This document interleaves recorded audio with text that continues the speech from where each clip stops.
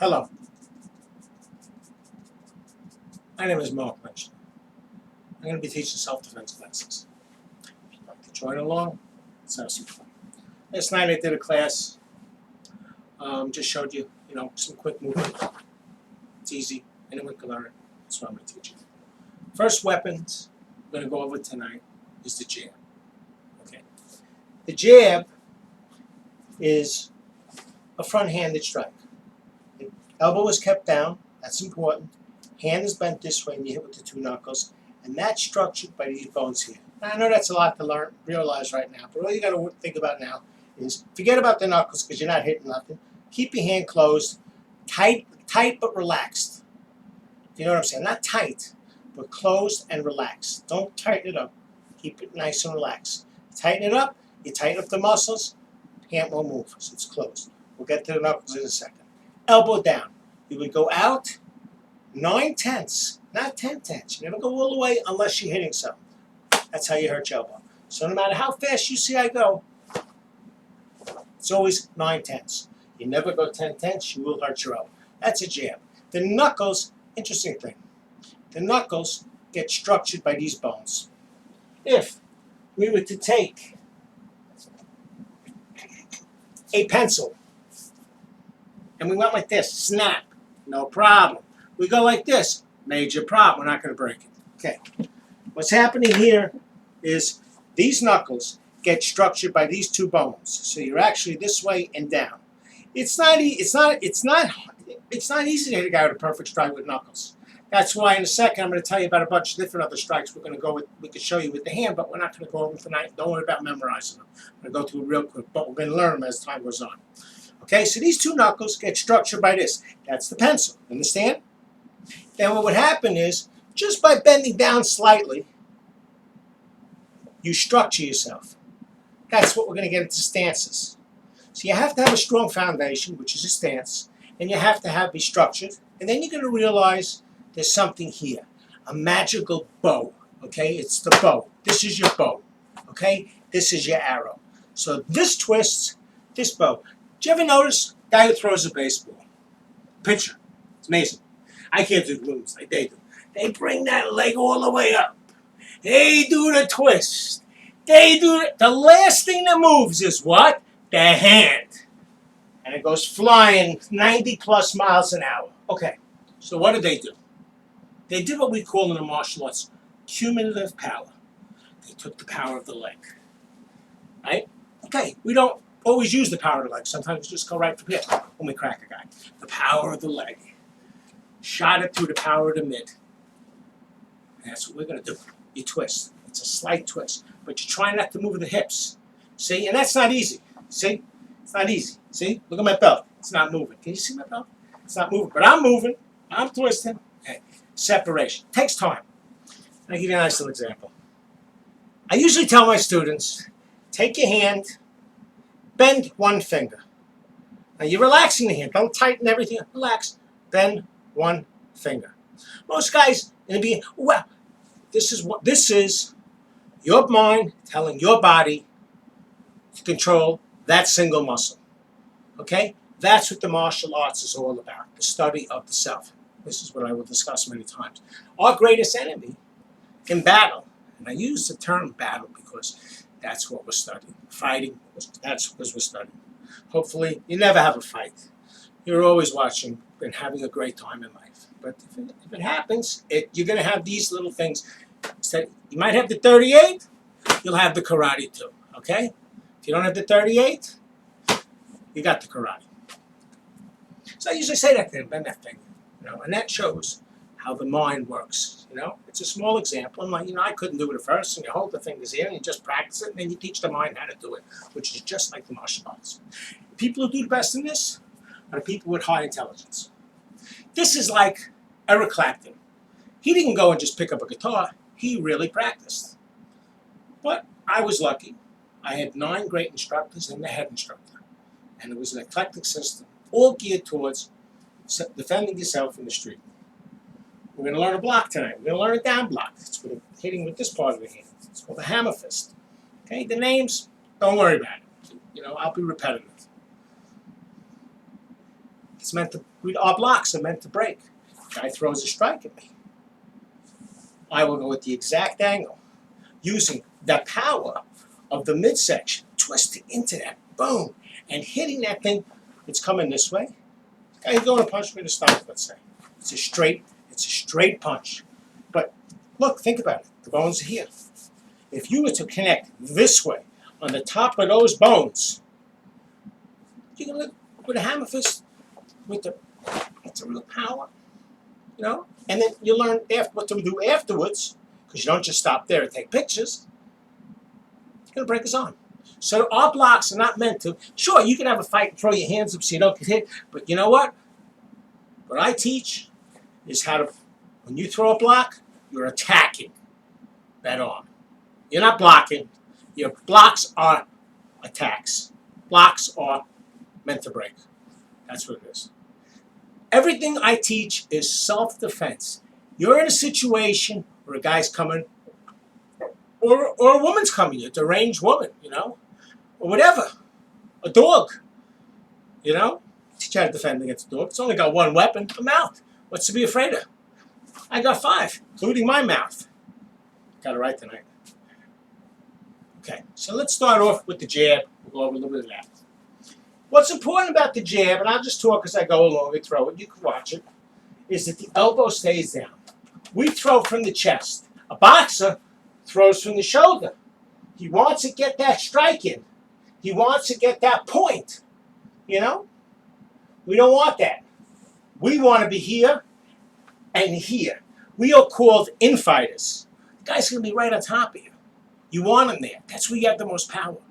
You know, it's like wanting your cake, you know, wanting your cake and eating it. You know what I mean? You're going to have it because you want him right here. Right here. He's all yours. Because the second he gets to that right distance, which is another whole subject we're going to go over tonight, that's where you nail him. You know, because there's no more stopping. You can step back in a situation. I do it all the time. And we're going to learn why you step back. You step back to get a picture and line yourself up to proper battle distance. Very important term. It's the only one I want you to remember tonight. Proper battle distance. That's the strike. Approximately, if another man was standing opposite me with the same exact stance with his arm extending this way, kind of, if you can catch it. I don't know. Yeah, you can catch it. Okay, you got the idea? That's proper battle distance. And we used to spend hours walking, you know, walking up to someone and just seeing like this. Okay, the next lesson, this. You walk up and you go, okay, here, I'm there. Boom. That's it. The mind calculates it automatically, essentially, and you get it real quick. That's the distance. Because anytime a guy's closer than that, you got to react to his action, and chances are you might get hit. But the second the guy gets in the range, the very, very second that he's about to get in that range, and he gets into the range where I could be hit, he gets hit already. I'm already launching my missiles. Okay? That's the way it works. Okay, so we got a jab. A jab is a setup strike. You know, these cameras are new to me, so I'm going to be moving around. You know, I'm not used to this Hollywood. Right? It's a setup strike. What I mean by setup strike, it's just to stun him. You know, we're talking about a situation, I'm going to explain this in the beginning, but I'm not going to do this all the time, where someone is attacking you. You have no choice. You can't ask him to go to Dunkin' Donuts with you. You got to start hitting him because he's coming to hurt you. You can either spend 2 weeks in the hospital or send him flowers in the hospital. That's what we're talking about. Okay. As long as you got that straight. So from here, we got the jab. You nice and relaxed. Now, don't think about throwing a punch. Think about catching a fly. Now turn it into a punch. Think about catching a fly. You gotta go. And you do not keep the hand tight. It's not necessary. Once you learn that alignment, you'll get it down. Now I'm going to teach you a little, just for a second. This is a quick one. The different strikes of the hand. And they were made years and years ago by the monks, you know, who if you hurt this part of the hand, you would use this part of the hand, and that's why there are different strikes. There's also different strikes with different angles when you're attacking the body from different areas. But that's a little advanced for tonight, but I throw a lot of stuff out there. You have the memory. It'll go into your palace right in the back of the head, and you'll remember it as time goes on. Okay, just real quick, I'll go over it. You got the old famous karate chop or shudo. This part of the hand, right here, right here. You could go into the throat. You could break the collarbone. Okay, a lot of stuff you could do with that. You got something right in here called the ridge bone. You go to the head. You go to the groin. Amazing strikes. All right, you go into the ribs, maybe into the solar plexus. If the guy was sideways, it's this part of the area. It's pretty interesting how many different areas. We went over many times that spear hand. Let me tell you, that's the one. That's the one. That's on sale tonight. No, that's the one you're going to use. Yeah, let me tell you something. All bets are off. You hit someone with that spear hand. Like I said, he gets religion. He goes running up to his mommy. This is the worst. I mean, we've all gotten poked in the eye. You're going to shoot this. You're going to take. Listen, you got to have a little moxie here. You know what I mean? Come on, he's coming at you. You know, that poor girl I showed on my Facebook there got stabbed 17 times in the face. No. You don't be the victim. You give the guy the beating. You're not starting the fight. You don't want a part of it. But it's there. Got to put the fire out to say to it. So you're a fireman. Okay. So basically, let's get back to that chair a little more. Right? It's up and down. Nice and relaxed. Nice and relaxed. These two knuckles, the hand is actually like this, and it comes this way. Now, as I said last night, I will repeat over and over again, these weapons, we have an imaginary cable that runs this way around the pulley connected to this one here. This one. Harry Steele, we used to call him. Okay? He's here. For now. You know, in a fight, he might be here, might be anywhere. But right now, we're going to have him right here, right on the side. He slides along the body, keeping the elbow down the heart the whole time. I had a problem with this when I was a beginner. And great instructor of mine, Bobby Green, he told me to punch against the wall. So imagine there's a wall here. And if you hear your elbow hitting the wall, that means your elbow is going out and you're losing power. The elbow has to stay down in these strikes all the time, be it a jab or be it this way. That's maximum power. That's your chest. Your chest is stronger than your shoulders. The boxes with the shoulder, we don't want that. We'd rather miss a guy with a good strike than hit him with a bad strike. Bad strike, you got no way to continue to fight. The guy can grab it. There's a million things that could happen. We want to always be in a position where we can throw another technique. We miss him, no problem. We'll get him. Believe me, we'll get him. You know? That's how you got to think. You can't be afraid. You know? Like we'll have a whole subject on voodoo. Where it's a guy standing there. He's 6'6". He's got scars all over his face. He's yelling and screaming. And he's got a bat in his hand with nails in it. Who cares? Who cares? Who cares? Who cares? Who cares? Who cares? You know when you care? When he gets into that distance. He can say anything he wants when he's across the street. He can say anything he wants when he's 10 feet away. Gets in that distance. Gets in that distance. That's my precise striking range. I launch my missiles. And I warn him, too. I'll ask him, do you have medical coverage? Did you know you're going to, have a fight with a guy who's a master combat technician? You know. The medical coverage is, does it, gets him thinking, then I'll move. I'd have to hit him anyway. I'm going to give him time to think. I'm not a nice guy when someone starts hitting me, and neither should you be. I'm not saying you should take a guy's eye out because he knocked over your coffee.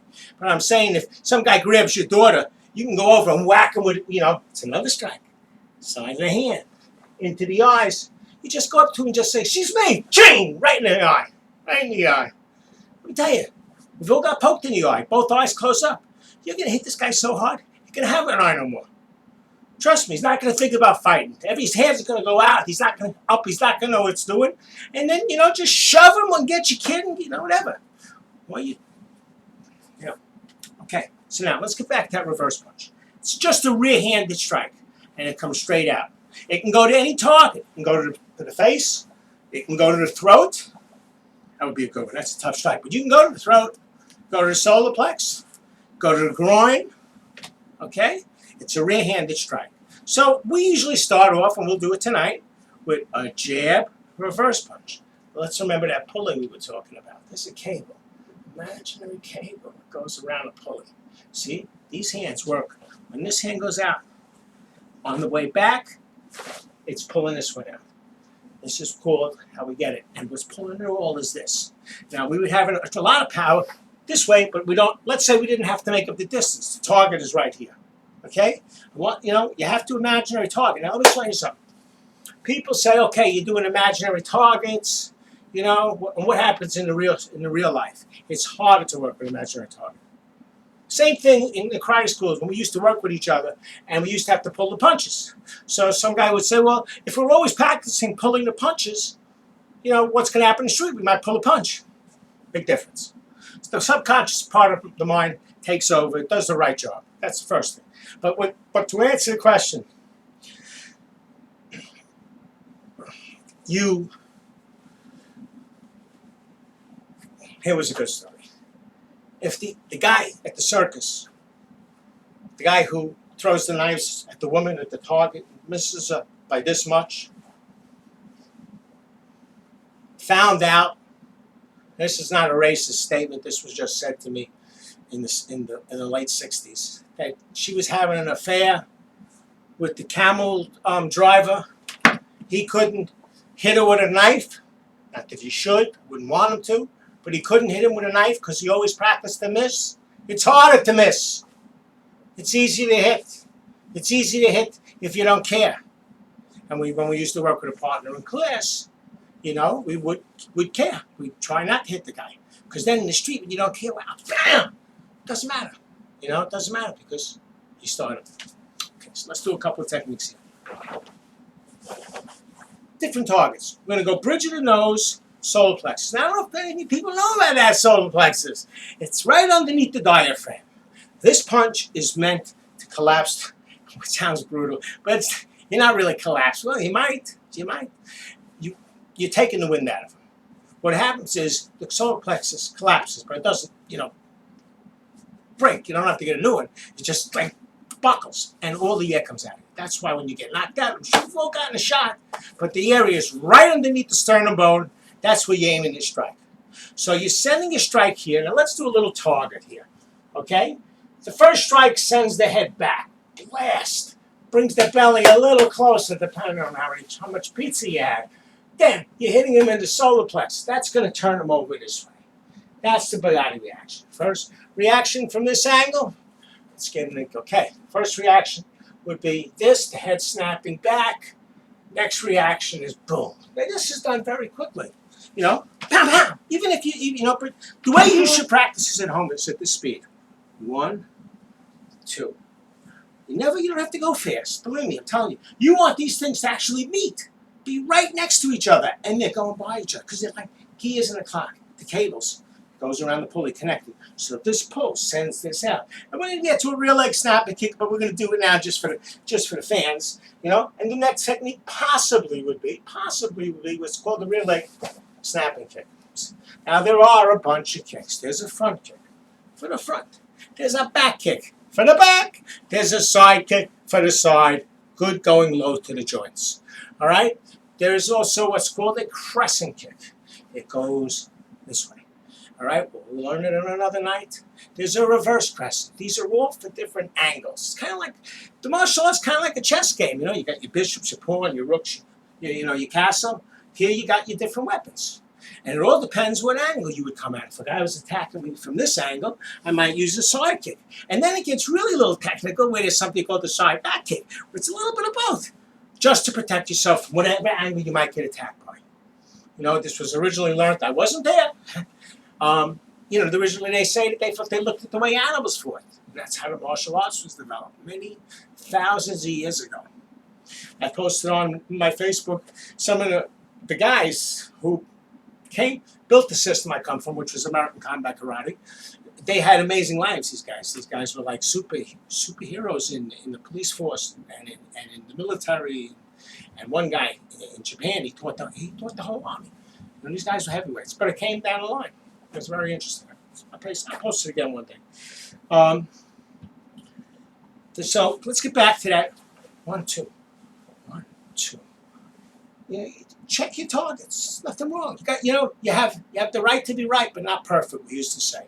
In other words, if someone was to come at you, you just try your best. You can run. That's okay. Listen, there is no such thing as coward. in this kind of a thing here. You know, the name of the game is surviving. This is like swimming. I always say it's like swimming. Swimming's fun. Swimming's a lot of fun, you know, until you fall off the boat. You fall off the boat, all of a sudden it's no longer recreation. It's survival time. Well, that's what this is. This is swimming on land, you know, and all the different techniques and all the different movements. To defend somebody, I try to. Not that I try to. I've learned all the angles that we could possibly be attacked by, and that's how we choose the weapon. And by practicing these weapons nice and slowly over the years, it takes a while. It's not something you're going to get. This ain't a driving course. You know, and this ain't Thursday night bowling. I'm not going to put any of that down. Don't get me wrong. I'm saying this is something, you know, it takes years. It takes years. It takes like learning an instrument, you know, but it's not hard. You know, I mean, you can learn how to throw a front kick in one night. We're going to learn that tonight. You know, it's not hard. You know, okay. So let's see what we got here. So let's just do this for now. 1, 2, 3. Now let's discuss something real quick. A stance. There are many stances. Right now, you can see my legs. I'll try to get in the camera as best as possible. Okay. What you got to understand is it's 70% is on the front. 30% is on the rear. This is meant for a rear leg kick. When you move, you should try to imagine that there is a shelf over your head so you don't move. Once you go from here to here, and we're also going to learn that if the legs were together, and we're going to do this, we're going to play, I call it quick draw McGraw. We're going to do this where you drop down and just throw your hands. Drop down and just throw your hands. The second you drop, not bent, drop down straight. Just drop down. You strengthen your technique by a tremendous amount. You can have a great stance, but you sacrifice movement of legs for the hands. But sometimes you're going to need that to really blast somebody with a strike. You know, you'd want to be in a good stance. But in a real battle, and then there's one more, but we won't get into the real battle. There's also, if you're going back, a cat stance where all the weight's on the rear leg gives you accessibility of the front kick, no matter what it is. Even if you're going to throw a side kick. Okay. In real battle, there is no stance. You just move. You move from everything. You don't think about am I in a front? Am I in a back stance? Am I in a front stance? Am I in a side stance? You know. I mean, there's actually something called a horse stance they teach. I don't teach it. You know what I mean? It's meant. You know, you can't throw no kicks from here. You know, and it's meant to strengthen the legs, which is great. It's good exercise. You know, for strengthening the legs. You know, you stay in these stances for a while. It's good exercise. But the horse stance to me is a useless stance. It used to be used. It was just, I don't know, it was just used, just for training, just for standing and punching. But to me, it's useless stance. But in a real battle, there is no stance. You're hanging out. You get your weapons ready. Get ready to move. Okay? We're not up to that yet, and no one's having a fight. Hopefully. But you never know. Okay, let's discuss the front kick just a little bit. Right? The leg comes up. Right? Let's go with the rear leg. This leg, the front leg is bent. Bent, so if you look down, you can't see your toes. All right? It's not easy in the beginning, none of these movements. So if you're having a hard time, grab a bench, grab a chair. Grab a chair for balance. Eventually you'll come off, you'll see you'll gain balance. And this is not easy either to bend this, but you bend it, so if you look down, you do not see your toes, and you got that right. This rear leg, you want it accessible. When I mean accessible, you don't want it behind the other leg. You want it to be able to come out. Let's get back a little here so you get a little better view. Come out. All right? Okay, so now, when you lift it up, the muscles that are in the front here are called your quadriceps. Very powerful muscle. Okay? See, that's what's interesting about the martial arts. Everybody punches when they fight. Let me tell you, there's a lot more muscle on your legs. And that means there's a lot of power in your legs. So if you learn how to throw your legs properly, that's what we're going to do. You're going to have some nice weapons here. Yeah. Okay. So let's see what we got here. Okay, so we got 1, 2, 3. 1, 2, 3. 1, 2, 3. Okay, this leg comes up, out. Now we hit with the very top part of the foot, the flat part of the foot bent down. You bend your foot all the way down, all right?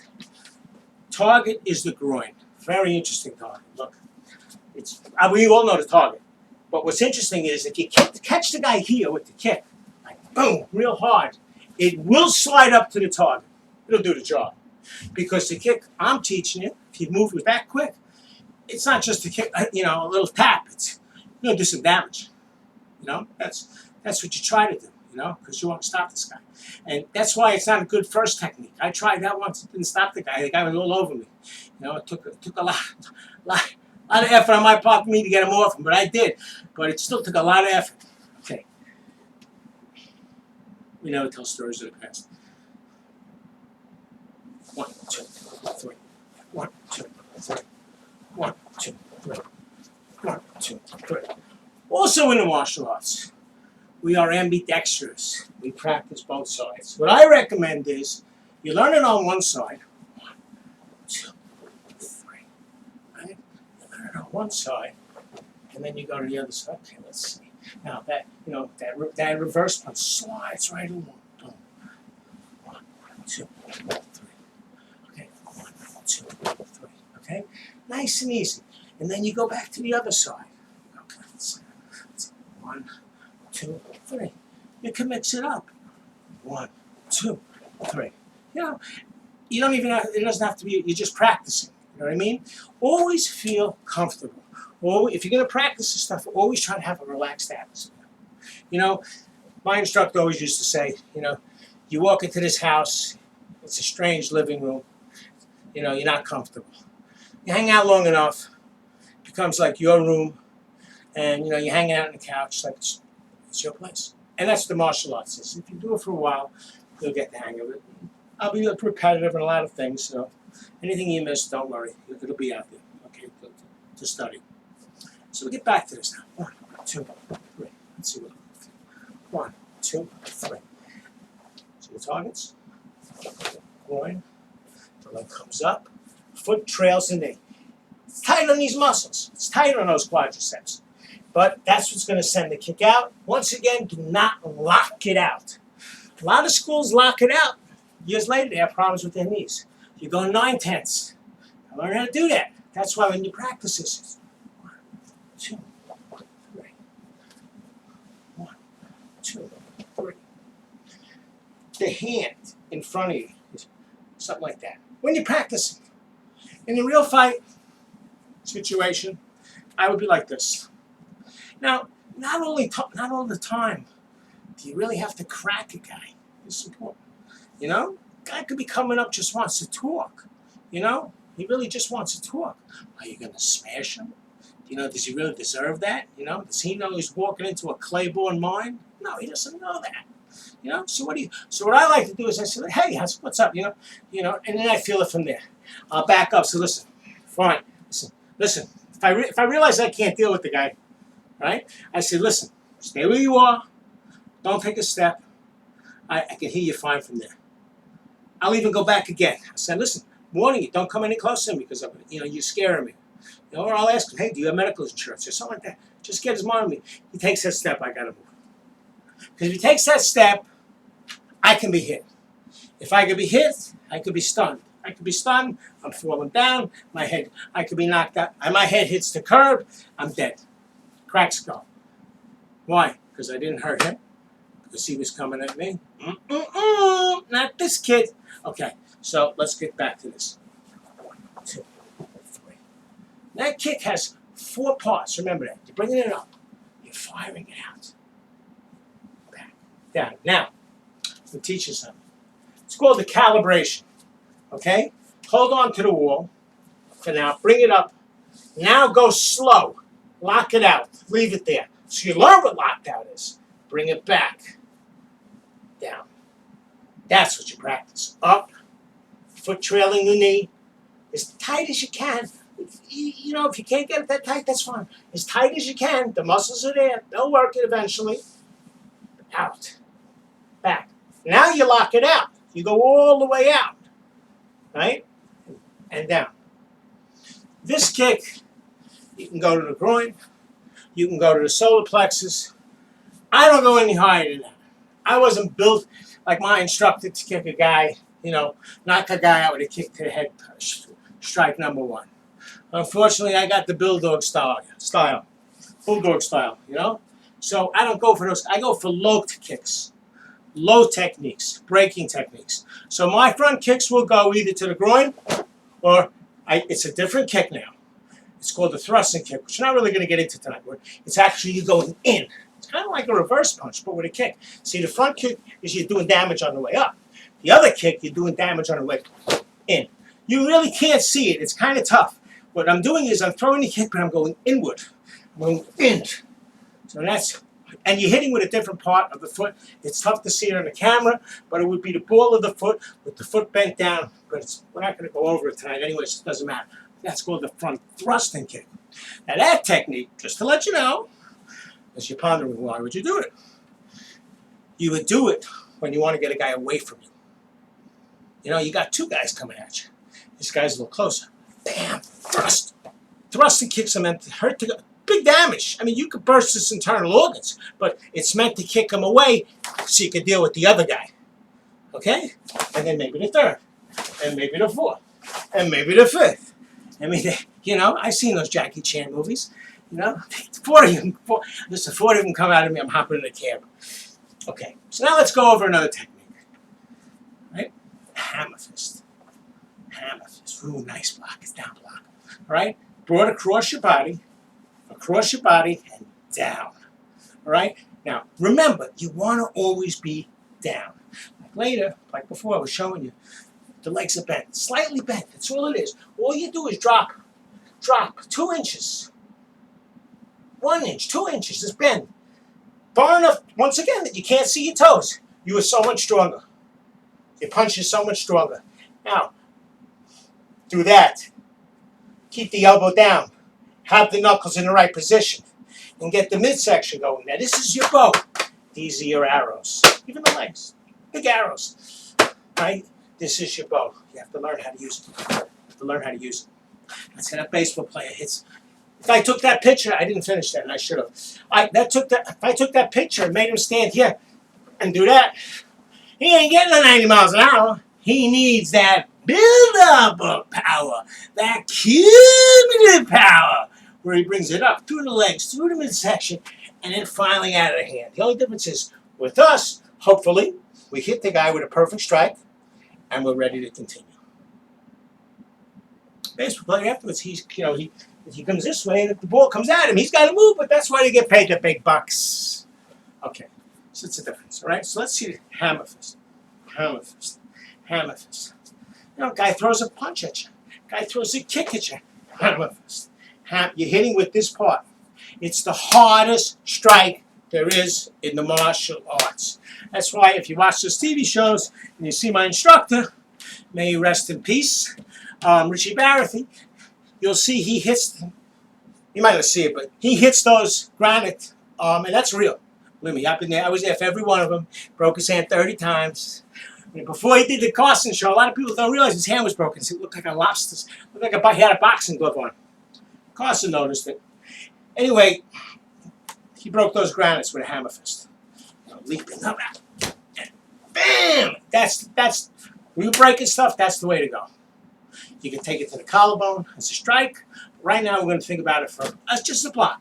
And then a couple of blocks. I'm going to run by them real quick, so just but we're going to concentrate on the down block. Beautiful block, just like this. It's very easy. Once again, you stay close to your body. You got to realize something. This guy's got to go from here to here, and all you got to do is go from here to here. Wait him out. And then you move after it. And after that, that's another strike. But we haven't gone over it. But it's called the back fist, where you hit with the knuckles this way. There's a couple of different types of back fist, but not for today. All right? Even though I throw it out there, don't worry about it. Just to show you, there's a lot of knowledge here. It's a lot of knowledge, to accumulate. But in 2 or 3 weeks, I'll have enough videos out there. You'll have plenty to work on. Okay, so here we go. So we have a down block and then a reverse punch. A down block and a reverse punch. See, I would go like this, personally, with a back fist. That's a back fist. This way. Just, that's it. That's all it is. Hitting with the two knuckles. Boom. Bridge of the nose, cheek poke, filter. Stay away from the teeth. All right, you wouldn't. So let's say you took it to the bridge of the nose. That's like a stun. You know, he comes in this way with his hands. You know, up. You come right through him with a back fist because his hands are up. It's just going to slide off and hit the target, and that's your stun. That's your stun. That gets him a little. That wakes his. That gets his nose. You know, it wakes him up. You know what I mean? You get shot. He ain't ready for that. The one thing these big bullies aren't ready for, you saw it on TV last week. The kid gets attacked by a dog. The cat comes out and kicks his butt. Did you see it? Check it out. To protect the kids. So, he ain't ready to get hit. He thinks he's gonna come over and scare you and paralyze you with fear and hurt you. That ain't gonna happen. You know what I mean?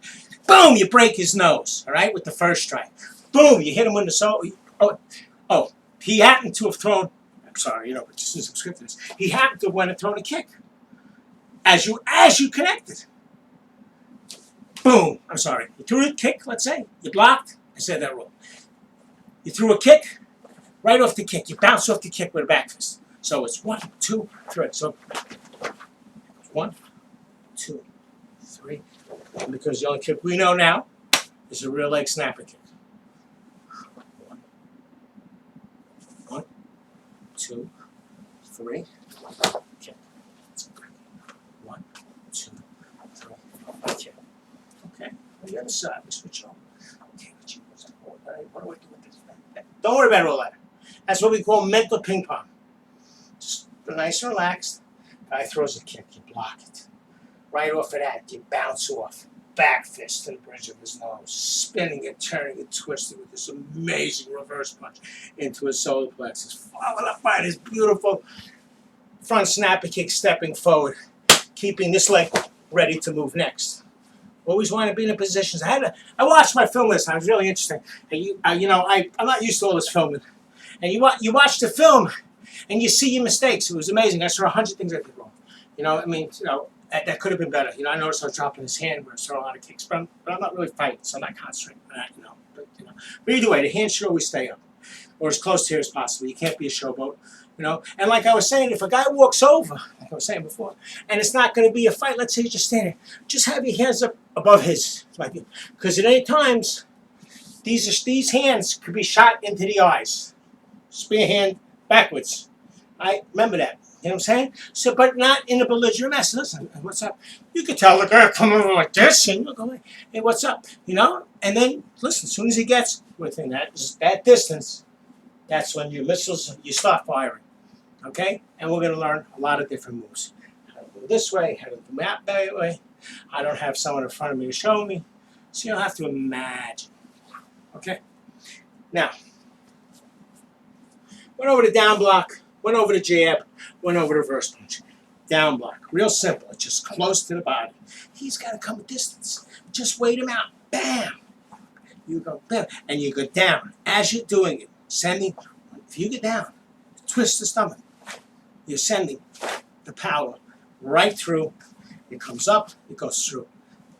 That's how you get the speed, how you do it up close. You can do it at any distance. You can do it this close to a guy and send all the power through him and do a lot of damage, if you get in tight.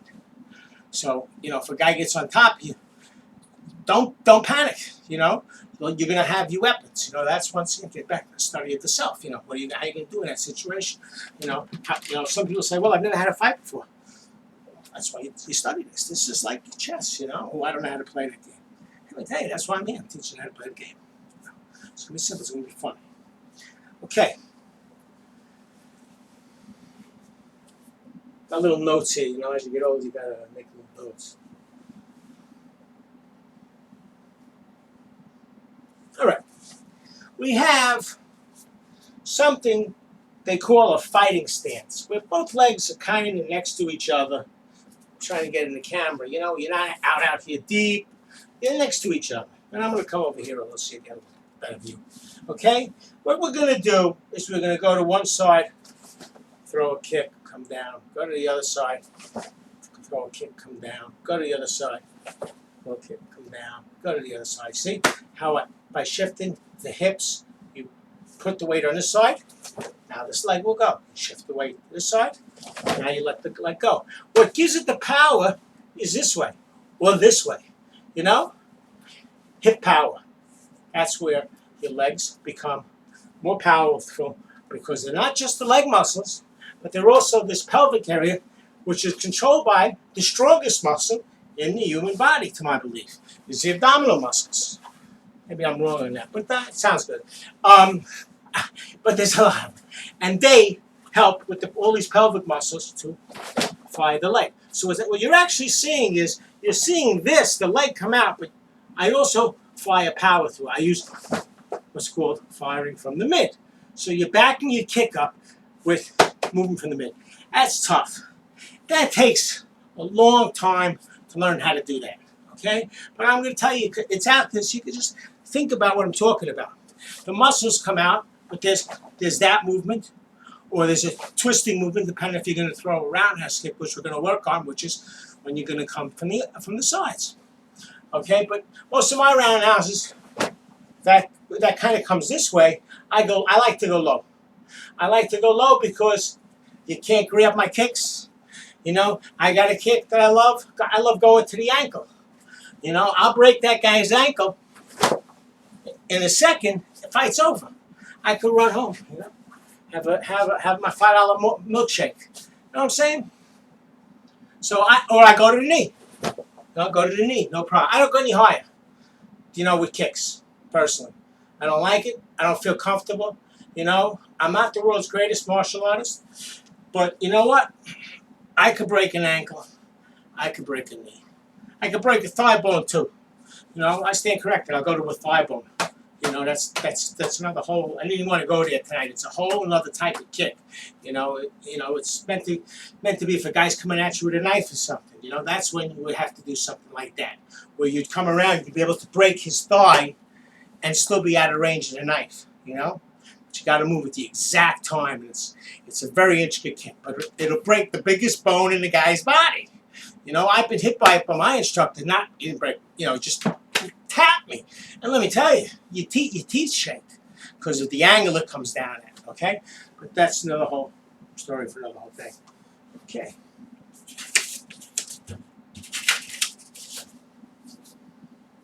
Okay. A very important subject. I do a lot of talking. You know, this is what I call battle theory, and you have to learn this stuff. You know, and just listen to it. Something called awareness of your opponent's position, and that branches off to a couple of different areas. What it basically means is, you know, you look at your opponent real quick, and you see, you know, because you're going to learn. Well, look, he's got his weight. He's got his weight on his front leg. You know, look. I'm not saying you have to become a fanatic maniac, but in a real battle, if you practice, then this is what's going to happen. It's what happens. You know, you could see, okay, you don't think about it. It just, you know, you react when it happens. But, you know, you look, okay, he's got his weight on his front leg. He can only hit me with his rear leg. He's got his hand up here like this. You know, oh, no, thanks, mister. Now I know what hand you're coming with. You know, maybe. That's called awareness of the opponent's position. It's also relates a little further into that distance factor, which is very important. If a guy gets too close, this close, by the time he moves and you react, it's your reaction to his action, he's going to hit you. You got to let him out here. You can take a step back, get a better view. Nothing wrong with stepping back. There are no rules, my friends. There are no rules. That's why I teach eye strikes. You know, it's as brutal as you get. I hope I never have to do that. But let me tell you, if I have to do it, a big as in, I'm going. I'm throwing it. I'll do it. Okay, so let's see what we got. Oh, down block, back fist, reverse punch. Ooh, mix it up a little bit. Down block, back fist. Down, close to the body. Now, if you're blocking his hand and you're close to the body, that means his face is right here. So you bounce up. Here's where you're hitting him. He's right here. That's his cheekbone. Gotta use your imagination. Okay. Cheekbone. Reverse punch. Solar plexus. Underneath the diaphragm. Rear leg snap and kick to the groin. If you hit it anywhere, it'll make its point. Okay? So that's what we're going to block. If you're blocking, that means he's right here. He's right here. He's right there. Ain't he pretty? He's right there. You know? Bam. Bam. Bam. Bam. Now, this is practice movements. This is slow. In reality, might be one shot. You'd be surprised. You knock him out. Go home. You know? Might not. That's why we go for overkill. We also, I try to teach you how to fight against trained guys. So if you fight against a trained fighter or a maniac, you know, you're gonna take anybody. You know, and like I say, these techniques, look, the collarbone. It's nothing. If you come down with a hammer fist to someone's collarbone, it's over, fight's over. Boom! You can come down with a karate chop. The shudo, it's called the shudo or a karate chop. Just bend the fingers, and come straight, you're just straight down. Boom. You know? Okay, so let me just show you something. You got an outer block. Don't worry about these, we're not going to go over them tonight. Like an overhead block, and that's a little more intricate.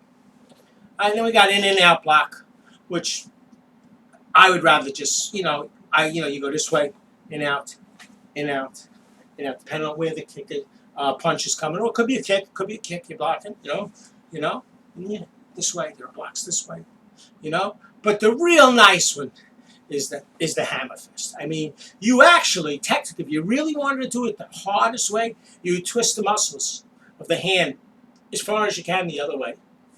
And when it comes down, and the hand is open, and when it comes down, that's when you make impact. That's when it makes impact. When you make impact, it's when the hand closes.